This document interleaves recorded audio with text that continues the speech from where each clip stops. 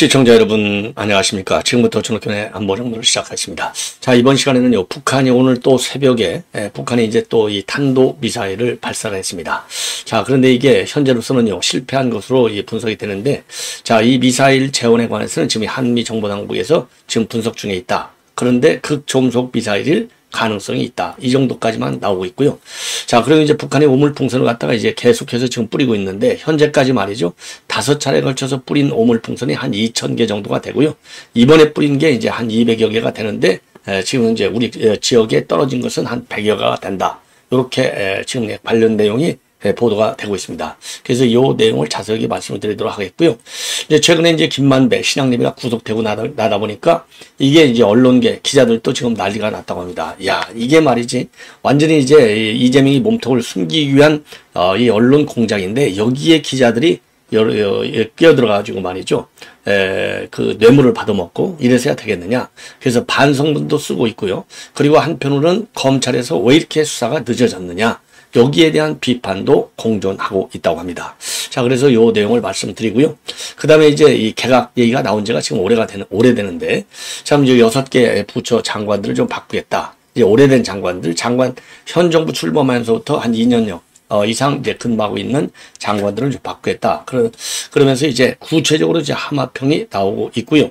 그리고 이제 당 대표, 이제 본격적으로 이제 선거 국면에 돌입하다 보니까 과연 러닝메이트 최종적으로 누가 되고 있는지, 그 다음에 현역 의원들 중에서는 누구한테 누가 가서 좀 도와주고 있는지, 자, 요런 내용들이 나오는데요. 다른 지금 의원, 후보들의 경우에는 조금 미약하지만은 한동훈의 경우에는요, 무려 현역 의원 17명이 지금 지원을 하고 있다. 이 보도가 나오고 있습니다. 그 중에 이제 언론의 중심에 서 있는 사람은 이제 배현진, 그 다음에는 또 주진우가 오늘 중앙일보 단독 보도에 뜨고 있어요. 왜냐하면 주진우는요, 윤 대통령의 최측근으로 알려져 있지 않습니까? 자, 그런 이 주진우 의원이 한동훈을 이제 돕고 있다. 자, 그런데 이제 이 주진우 의원 측에서는요, 뭐라고 하느냐? 캠프 조직도에 내 이름이 들어가 있는지는 모르지만은 사람을 보낸 적은 없다. 이렇게 부인은 하고 있는 상황입니다. 자, 이런 내용을 가지고 이제 자세하게 말씀을 드리겠고요. 그 다음에 정치권 뉴스는 하지만 이제 손흥민 선수의 아버지 손흥정, 아주 뭐 유명하잖아요. 예. 언론에서도 많이 보도하고 있고, 그동안에 굉장히 좋은 얘기들을 많이 해주고 있어요. 자, 그래서 손흥민 선수 못지않은 그런 이제 좋은 평가를 받아오고 있는데, 이 손흥민 감독의 아버지, 부친이 손흥전, 선수, 아버지가 말이죠. 지금 이제 그 축구 아카데미를 하고 있는데, 여기에서 아동 학대를 했다. 이런 지금 보도가 나오고 있어요. 그래서 이게 지금 피소된 상태로 검찰의 조사가 진행되고 있다고 지금 알려지고 있습니다. 그래서 이 손흥정 씨의 입장문이 나왔어요. 일부 언론에서 보도되는 것이 좀 사실과 좀 다른 면이 많이 있다. 그리고 돈을 너무나 많이 달라고 해서 합의를 못 하고 있고, 이유가 어떻게 됐든지 간에 죄송하다고 반성한다. 이런 취지의 입장문을 내놨습니다. 자, 그래서 이런 내용을 가지고요, 여러분들께 이제 쭉 설명을 드리도록 하겠습니다. 자, 그러면 말이죠, 이 맨 먼저 오늘 아침에 지금 북한 측 도발 내용인데요. 자, 오늘 아침에 말이죠, 이 5시 30분에 평양 일대에서 동해상으로 탄도미사일을 발사했어요. 자, 그런데 이제 이 통상적으로 얘기하는 이 함경북도 앞 무인도인 알섬을 향해서 쏜 것으로 되어 있습니다. 한 발을 발사했고요. 요 미사일 재원은 아직까지는 지금 이제 확실하게 나와 있지는 않지만은 극초음속 미사일일 가능성이 크다. 그리고 고체 연료 추진 체계를 적용한 극초음속 미사일 또는로서 중거리급 탄도 미사일일 가능성이 크다. 이렇게까지만 알려지고 있습니다. 그리고 이제 비행 거리는 한 250여 킬로를 날아갔고요.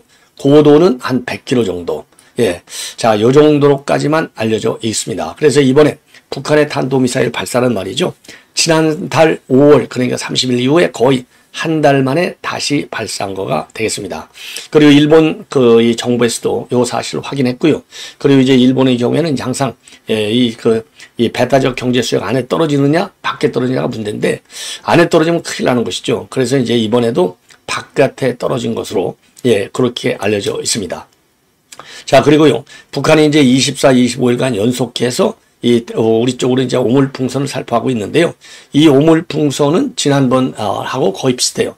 뭐 쓰레기들이고, 거기에 지금 이 생명력 위협을 가하는 물질들은 죄송합니다. 들어가 있지 않다. 이렇게 나와 있습니다. 자, 그래서 지금까지는요, 지금 한 200개에서 350개 정도를 살펴했고, 우리 지역에 떨어진 것은 한 100여 개 정도가 떨어졌다. 예, 그래서 이제 우리 쪽에 이제, 북한이 이번에, 이 오물풍선까지 합치면은 금년도 들어와서 총, 6번씩이나, 지금, 이 오물풍선을 살포를 했어요. 자, 그래서 이제 이 합참에서도 이제 주의, 문구, 주의, 입장문을 내놓았고요. 그리고 이게 이렇게 이제 오물풍선을 6번씩이나 계속해서 내리는 것은 김여정이가 지난 21일 날, 이 일거리를 좀 만들겠다. 이렇게 담화문을 발표했지 않습니까? 김여정이가 담화문을 발표했으니까 이제 예하 부서에서는 반드시 내려보내야 되겠죠. 자, 이런 이제 상황이 되겠습니다. 자, 그래서 이제 오물풍선에 대해서는 직접 뜯지 말고 지난번과 마찬가지로 신고해달라. 이게 정부의 기본 입장으로 되어 있고요. 이번에 이제 북한이 미사일을 새벽에 발사함에 따라서 이제 용산 대통령실에서는요, 안보 상황 점검 회의를 열었습니다. 그리고 미국에서는요, 지금 이것을 강력히 비판하고 있어요. 이건 안보리 위반이니 중단하라. 그리고 대화로 들어와라. 이러한 긴급 입장문을 내놨습니다. 국무부에서 입장문을 내놨어요. 그리고 이번에 이제 북한의 미사일 발사라고 하는 것은 이웃 국가하고 이 지역 동북아 지역의 안정에 위협이 된다. 뭐 통상적인 수준의 논평이 아닌가 생각이 듭니다. 그래서 미국 정부도요, 즉각적으로 이 탄도미사일 발사를 규탄하고, 이번 이 발사는 안보리 위반이고, 그리고 북한의 이웃 국가들에게 위협을 제기하고 영대 안보를 훼손한다. 그래서 이러한 도발을 즉각적으로 중단하고 대화 요구에 응하라. 이런 입장문을 내놨습니다. 자, 그래서 이 정도로 해서 말이죠. 지금 이제 아침 도발 상황까지 여러분께 말씀을 드렸습니다. 자, 시기적으로 말이죠. 이런 도발이라고 하는 것은 이제, 우리 이제 국민의힘, 지금 이제 전대를 앞두고 있는 상황이고요. 그리고 이제 민주당에서는 지금 특검적으로 몰아가면서 국내 정부의 혼란상을 갖다가 최고도로 끌어올리는 그런 상황이 아니겠습니까? 그러다 보니까 이런 도발을 통해서 뭐 통상적으로 항상 북한 도발하면 기본이 남남 갈등, 그러죠? 한미 관계의 이완, 이런 거를 노리는 기본 이 전략적 목표를 가지고 있다는 거 여러분들께서 참고로 하시고요. 내부적으로 다만 김정은 체제가 굉장히 지금 이제 이 뭐라고 그럴까요? 체제의 결속력이 약화되고 있는 증거들이 많이 나오고 있지 않습니까? 그래서 새조선이라고 하는 반 김정은 단체까지 나왔다. 그리고 정당도 만들어졌다가 비록 이 당국의 이제 이 포착에 대해서 해산은 됐지만은 반 김정은 체제 이 반김정은 세력들이 이제 조직화되는 사상 거의 유례 없는 수준의 체제 불만 요인이 커지고 있어요. 그러니까 요거를 뭐라고 그러자면 대응해서 외부의 적을 만들어 갖고 체제 결속력을 높이겠다라고 하는 요런 양면적 대내외적 목표를 갖고 도발이 이루어지고 있다고 하는 점을 참고로 아시면 좋을 것 같아요. 자, 이번에는 이 중앙일보가 단독으로 보도하고 있는 내용이 되겠는데요. 자, 이번에 지금 이제 장관들이 이제 여러 명이 바뀌는데, 지금까지 알려진 바에 의하면 과기부, 그 다음에 환경부, 노동부, 자, 이 정도가 지금 대상이 되고요. 본래 이제 보건복지부나 이제 행안부도 대상이 됐는데, 6, 7월에 교체될 가능성은 적다. 왜냐? 의료 개혁 문제가 있다는 겁니다. 그리고 이제 행안부 장관의 경우에는 경찰청장 교체가 있고, 그래서 좀 늦어진다. 자, 그래서 말이죠. 일단 한꺼번에 바꾸기보다는 단계적으로 순차적으로 개강하겠다는 겁니다. 자, 그래서 지금 이 중앙일보 단독 보도를 보면은 박성중 전 의원이죠. 예, 서초구청장 출신이고, 그 다음에 2번 재선 의원인데, 이 박성중을 검증하고 있는데 최종 낙점 단계는 아니다. 자, 그래서 새 과기부 장관은요, 교수나 관리 출신보다는 정무용 인사를 중심으로 해서 살펴보고 있다. 이렇게 얘기를 하고 있는데요. 문제는 전문성이 변수다. 이렇게 보도하고 있어요. 왜냐하면 과학기술계의 반발 가능성이 상당히 크다는 것이죠. 그래서 의원 시절에 이런 과방위에서 일은 하긴 했지만은 이 행정 전문가가 아니냐. 그래서 과학계를 속속들이 잘 아는 인사가 필요하다. 이런 의견도 있기 때문에 낙점 단계까지는 아니다. 이런 보도가 나오고 있습니다. 자, 그리고요. 지금 이제 이 국무조정실장은 이제 박미성인데, 이 국무조정실장도 검증 대상에 들어가 있다고 합니다. 자, 그래서 이제 박기선 국무조정실장의 경우에는 이제 이 다른 부처로 옮길 가능성이 있는 것으로 되어 있고요. 그러면 이제 후임 국무조정실장으로는 기재부 전 2차관이었던 김한섭 차관이 거론이 되고 있고, 그리고 이제 한기정 공정거래위원장, 김주현 금융위원장도 교체 가능성이 크다고 하는데요.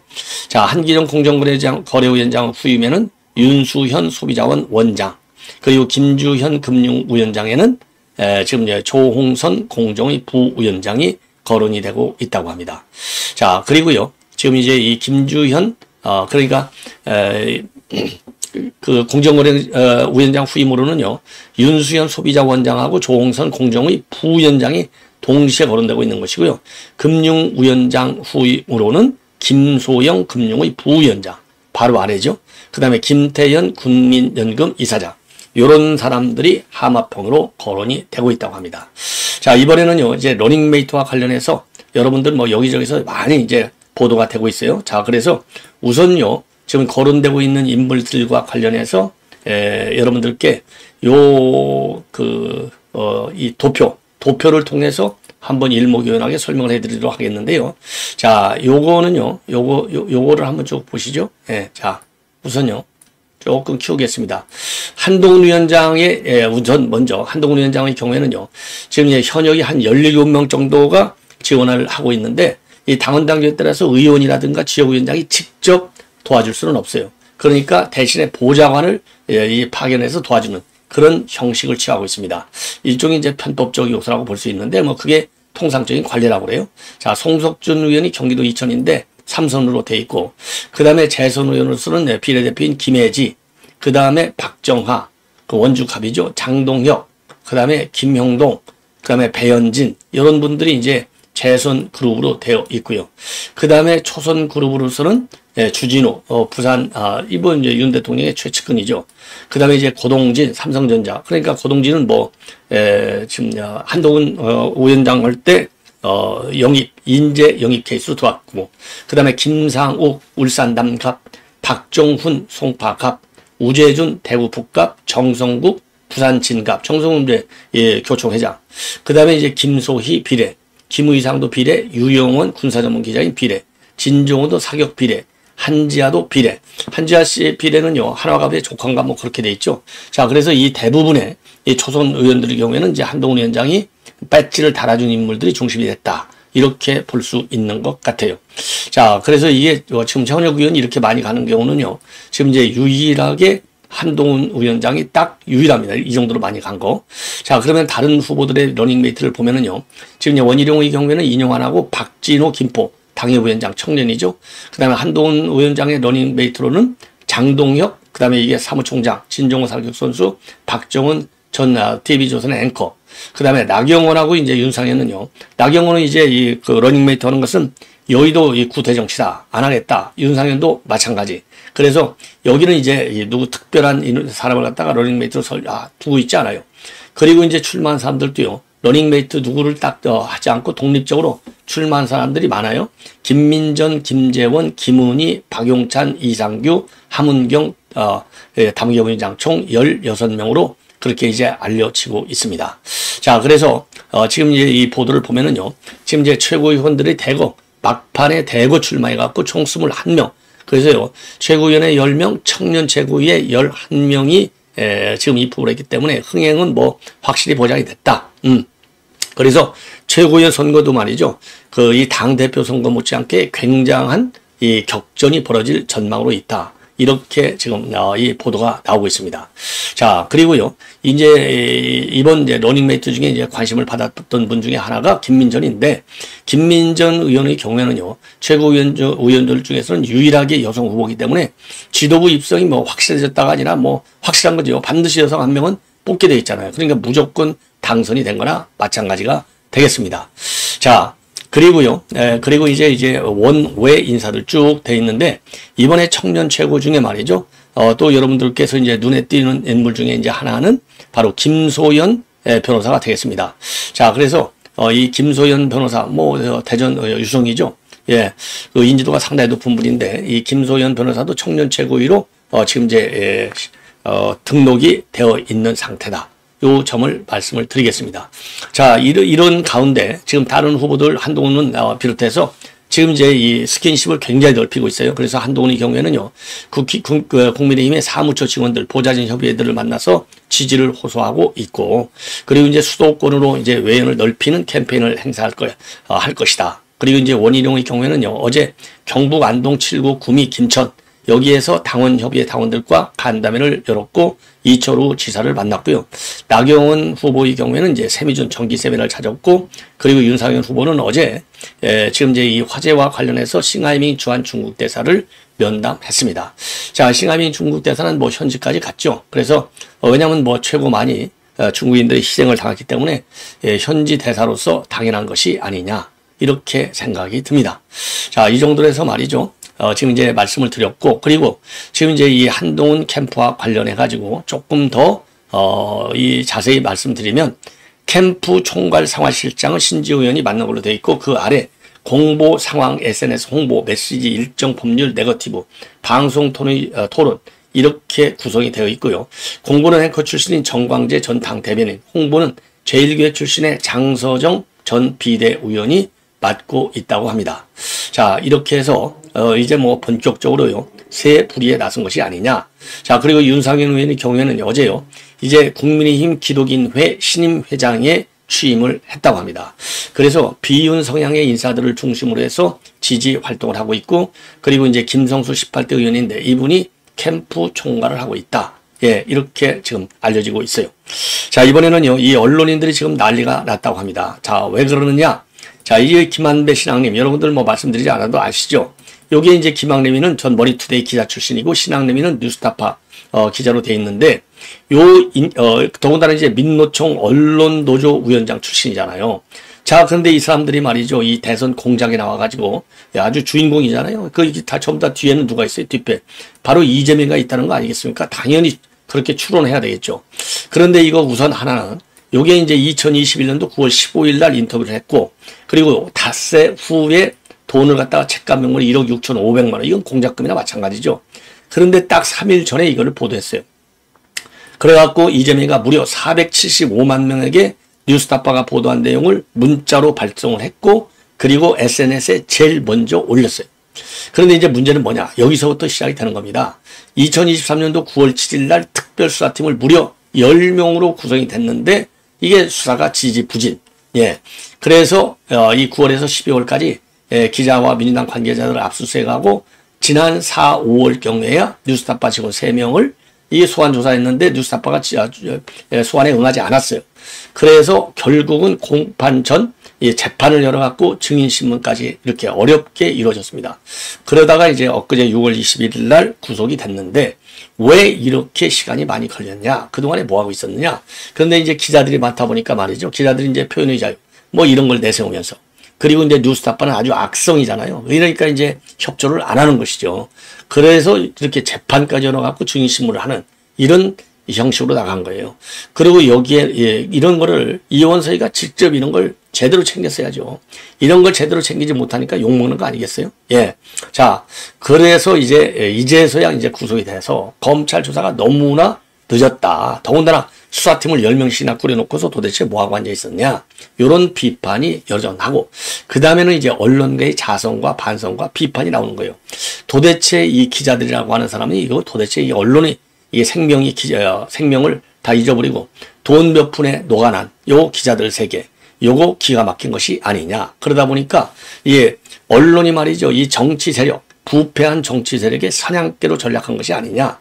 예, 더군다나 김만배는 머니투데이 기자고, 신학림이는 이 뉴스타파, 그러니까 민노총 언론 이 노조위원장 출신인데, 요런 정말 XX 같은 이 언론인들한테, 썩어 빠진 부패 언론인들한테 사냥개가 되고, 왜냐면 말이죠, 여기서 이제 돈 먹었다고 그래서 여러 기자들이 걸려들었잖아요. 예. 그래서 거기에 대한 반성과 자성, 비판이 공존하고 있다고 합니다. 자, 그래서 이제 요거를 참고적으로 말씀을 드렸고요. 마지막으로 이제 이 손웅정. 자, 이게 좀 잘 안 보이는데, 요게 피목이 들었어요. 여기 멍드는 거 이거 보이시나요? 여기 딱 무릎 때려갖고 철곤봉으로 때렸답니다. 그래서 이거는요, 이 정도가 되면 뭐 흔히 뭐 사랑의매라고 하지만 이건 사랑의매가 아닙니다. 그래서 요거는요, 그러니까 이제 아동의 이제 부모들이 이제 도저히 참지 못해갖고 검찰에 이제 고발하면서 이게 이게 사건화 됐고 오늘 통합 전 언론에 보도가 되고 있습니다. 모든 언론에 보도가 되고 있어요.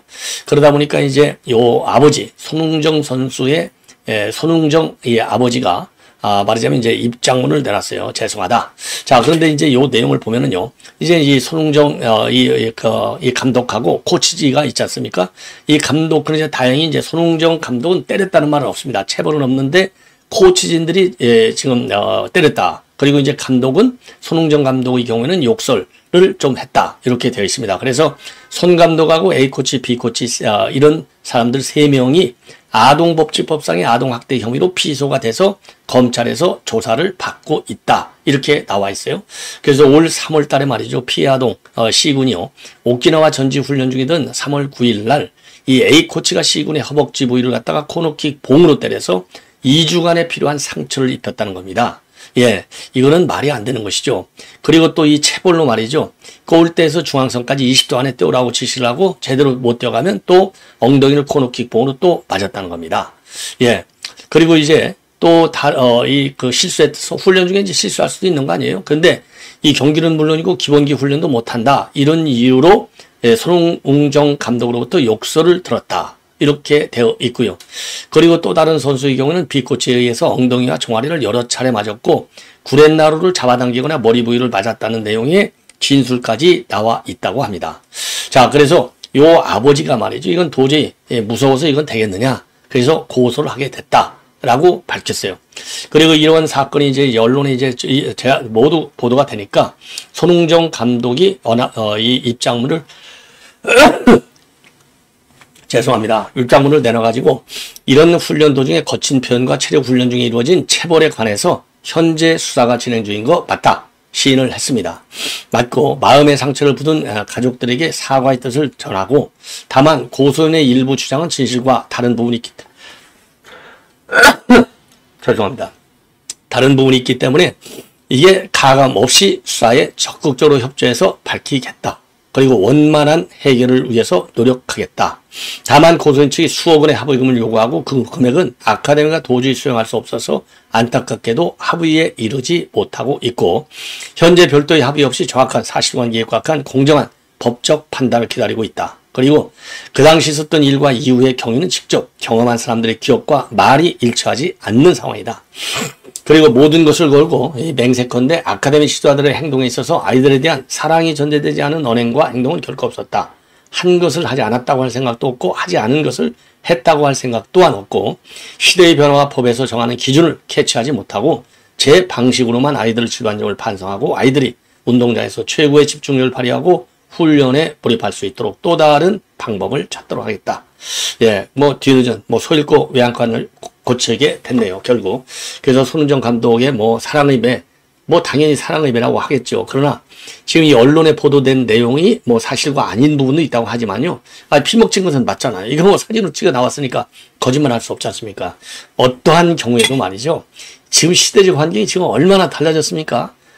이게 정말 사랑의 배라고 할 수 있는 종아리 몇 대 때리고 이런 거는 죄송한 얘기지만 저는 충분히 저 개인적으로는 부모 입장에서 자기 자식을 사랑의 매로 때리지 무슨 조폭의 매로 때리는 부모 있겠어요? 그러나 그런 정도를 지난 이렇게 멍이 들게 하는 것은요. 어떠한 경우에도 저는 옛날에는 통용이 됐을지 몰라도 지금 시대적인 환경이 완전히 달라졌다. 그래서 손흥정 감독도 말이죠. 세계 최고의 선수를 만드는 거 아니에요?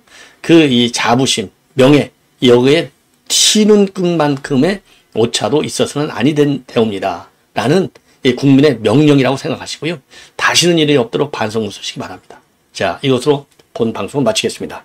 여러분들의 많은 시청과 격려의 댓글 다시 한번 감사드립니다. 고맙습니다.